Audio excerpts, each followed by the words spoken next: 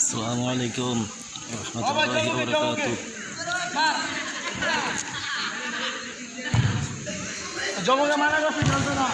প্রবাসী সাংবাদিক ইলিয়াস হুসাইন, কেমন আছেন ভাই?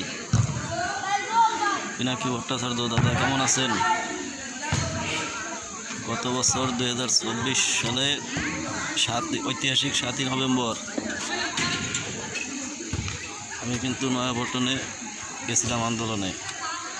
প্রায় 10 লাখের মতন লোক হয়েছিল, কিন্তু তখন তো আর জানতাম না যে মির্জা ফখরুল খালি আন্দোলনে যাইই নাই, মির্জা ফখরুলের ডেনা ধরে আমি তার গাড়িতে উঠে গেছি। কিন্তু এই বছর যাই নাই, কেন জানেন? দেশটারে তারা যেদিকে নিয়ে যাইতেছে এটা তো এখন ঠিক পাইছি। কুর্মিটলার পিছনের গেট দিয়ে ঢুকে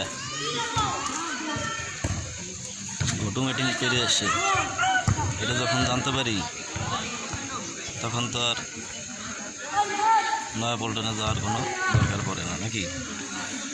এই জন্য এবার যাইনি, আর যাবো না। আপনাদের প্রবাসী সাংবাদিক ইলিয়াস হুসাইন ও দাদা পিনাকি ভট্টাচার্য, আপনাদের সাথে একটু কথা বলতে পারলে খুব ভালো হইতো। তা তো আপনাদেরকে কোনো সময় পাইই না।